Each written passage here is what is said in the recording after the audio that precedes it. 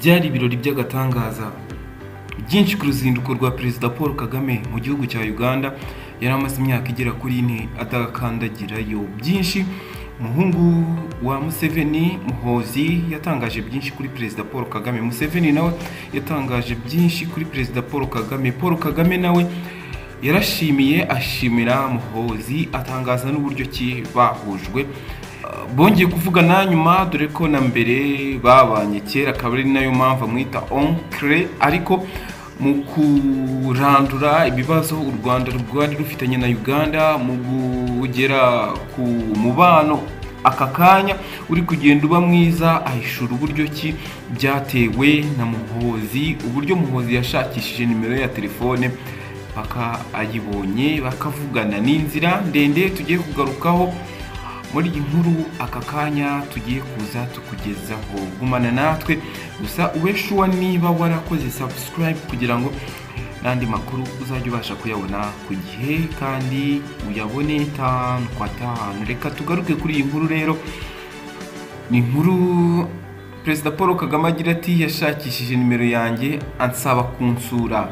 Impanuro za Perezida Kagame kuri General Muhoozi.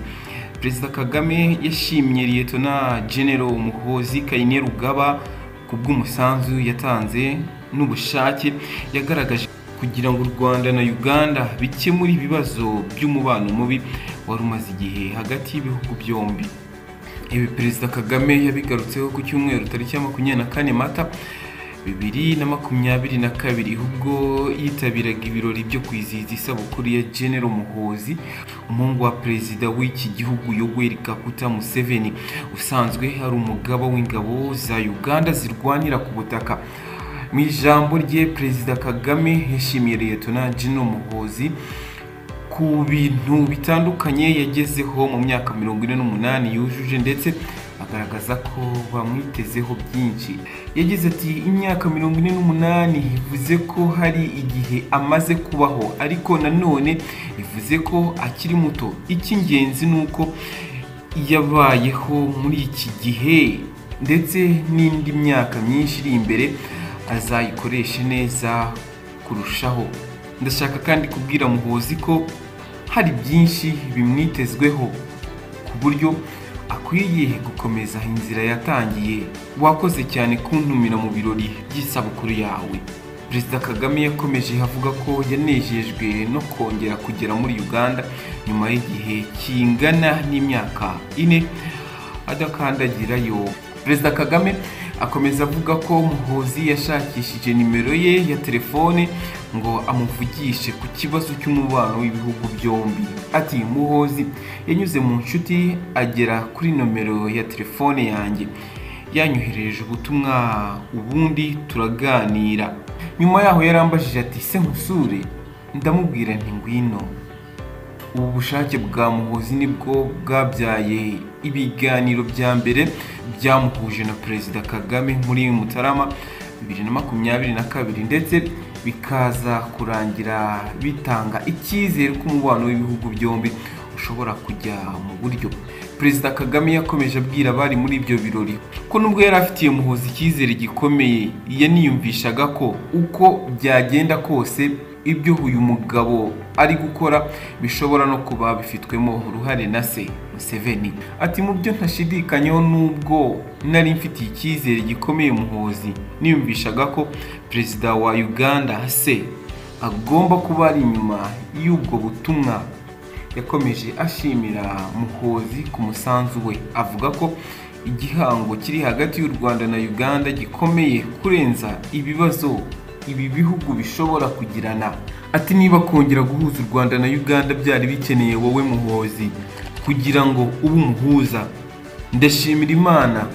Dufite ibibazo hagati y'ibihugu byacu, ariko nari mfite icyizere ko ari iby'igihe gito. Umurungu duhuje urakomeye. Abajenerali beza ntabwo ari abatsinda intambara, n'abatsindira amahoro. Ndishimye kuva wahuje ibihugu byacu byombi. Lieutenant General Muhoozi Kainerugaba ahawe umwanya muri ibi birori yavuze ko ashimira Imana yamugejeje aho ari uyu munsi, ndetse n'ababyeyi bamureze. Ati ndashaka gushima Imana itumye ngeze imyaka 48 kandi ikaba yaranyujije mu byo nanyuzemo byose. Ndashaka gushimira ababyeyi banjye Perezida Museveni na Mama Jeannette kuba baratureze mu buryo bwiza kandi bakaduha uburere n'uburezi ari nako baduhozaho ijisho. Ibi babikoze mu bihe byari bikomeye.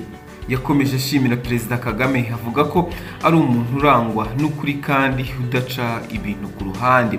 Ati mu buryo bwihariye ndashaka gushimira Paul Kagame kuba yaritabiriye ubutumire bwanjye akaza muri ibi birori.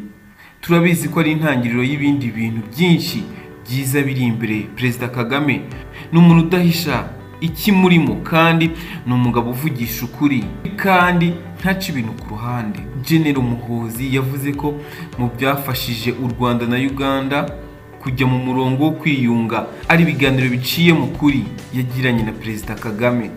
Yavuze ko mu buzima busanzwe adakunda gushyira ku karubanda ubuzima bwe bwite, ariko havuga ko kuri iyi nshuro yahisemo ko ibirori byo kwizihiza isabukuru ye y'imyaka 48 ishize avutse biba mu buryo bwa rusange kuko hari byinshi bihari byo kwishimira nk'igihugu, birimo no kuba uyu munsi Uganda iri mu nzira iganisha ku kwiyunga n'u Rwanda. Museveni yavuze ko Lieutenant General Muhoozi ari impano we na Jeannette Museveni bahawe kuwa 24 Mata mu mwaka w'1974. Icyo gihe bari mu buhungiro mu gace ka Kalasini mu mujyi wa Dar es Salaam muri Tanzania.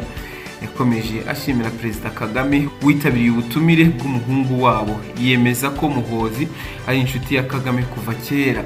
Ati ndifuza gushimira Paul Kagame, twishimiye ko witabiriye ubutumire bwa Lieutenant General Muhoozi maze ukaza. Perezida Kagame na Muhoozi bafitanye amateka maremare. Mu mwaka w'1979 nyuma yo guhirika ubutegetsi bwa Idi Amin Dada, Muhoozi yari afite imyaka 5 muri icyo gihe. Perezida Kagame na bagenzi be bandi twari mu gisirikare bakunze kumarana igihe kinini na Muhoozi, wasangaga abari iruhande cyane, ni inshuti kuva kera. Jeannette Museveni we yavuze ko ashimira Imana kuba yarabashije kumurindira umuryango we wose. Asaba Muhoozi gukomeza kubaho umugabo uca bugufi kandi wubaha Imana. Perezida Kagame yongeye kugira uruzinduko muri Uganda nyuma yuko hari intambwe itewe mu kongera guhuza umubano w'ibihugu byombi nyuma yuko wari wajemo agatotsi kuko u Rwanda rwashinjaga iki gihugu guhohotera abanyarwanda bakirimo ndetse no gushyigikira abagamije guhungabanya umutekano warwo. Iyi ntambwe iganisha ku kongera kubana neza kw'ibi bihugu byombi yatewe biturutse ku biganiro bitandukanye Perezida w'u Rwanda Paul Kagame yagiranye na General Muhoozi mu minsi ishize. Reka tugaruke no ku mateka ya Lieutenant General Muhoozi Kainerugaba. Lieutenant General Muhoozi ni umugabo w'imyaka 48, akaba umubyeyi w'abana 3. Yabonye izuba kwa 24 Mata mu mwaka w'1974. Havukiye muri Tanzania mu mujyi wa Dar es Salaam aho se Yoweri Kaguta Museveni yabaga. N'imfura mu muryango wabo, akaba ari nawe muhungu rukumbi Perezida Museveni afite. Amashuri yo mu buto bwe bitewe n'ubuhunzi yayize mu bihugu bitandukanye nka Tanzania, Kenya no muri Sweden. Mu mwaka w'1999 nibwo Muhoozi yinjiye mu ngabo za Uganda. Mu mwaka w'2000 harangiza amasomo yakurikiranaga mu ishuri rya gisirikare byo mu Bwongereza rizwi nka Royal Military Academy Sandhurst. Muri uyu mwaka Muhoozi yahise ahabwa ipeti rya Lieutenant ndetse ashyirwa mu mutwe w'ingabo zishinzwe kurinda umukuru w'igihugu. Muri uyu mutwe yari umuyobozi ushinzwe ibijyanye n'imyitozo. Muhoozi yabaye muri uyu mwanya kugeza mu mwaka w'2001 ubwo yazamurwaga mu ntera agahabwa ipeti rya Captain. Muri 2002 yagiye gukomeza amasomo ye ya gisirikare mu Misiri. Mu mwaka w'2003 ubwo hakorwaga impinduka mu mikorere y'umutwe w'ingabo zishinzwe kurinda Perezida zikava ku kwitwa PPU zikitwa Presidential Guard Brigade PGB. Muhoozi wari Captain yahise agirwa Major ndetse ahabwa inshingano zo kuyobora batayo ikoresha imodoka za gisirikare. ajya no mu kanama gashinzwe imiyoborere mu gisirikare cya Uganda. Muri uwo mwaka nibwo yoherejwe ku rugamba bwa mbere, ubwo iyi bato yari ayoboye yahabwaga inshingano zo kurwanya inyeshyamba za LRA mu gace ka Soroti. Mu mwaka wa 2007 yaje kongera koherezwa ku rugamba, ubwo yahabwaga inshingano zo kurwanya umutwe w'iterabwoba wa ADF wari wigaruriye parike ya Semiriki. Mu mpera za 2007 yoherejwe na leta ya Uganda gukomeza amasomo ya gisirikare muri Fort Leavenworth, ishuri rya gisirikare riherereye i Kansas muri Leta Zunze Ubumwe za Amerika. Yavuyeyo muri Nyakanga mu mwaka wa 2008 atangira andi masomo hajyanye no kumanukira ku mitaka bimenyerewe kubizwi nka parakomando. Aya masomo yayigiye muri US Army Airborne School muri leta ya Georgia. Muri uwo mwaka Muhoozi yahise azamurwa mu ntera, ahabwa ipeti rya Lieutenant Colonel ndetse ahabwa inshingano zo kuyobora umutwe udasanzwe Special Force mu ngabo za Uganda. Uyu mutwe ufite inshingano zo kurwanya iterabwoba no kurinda abayobozi bakuru mu gihugu.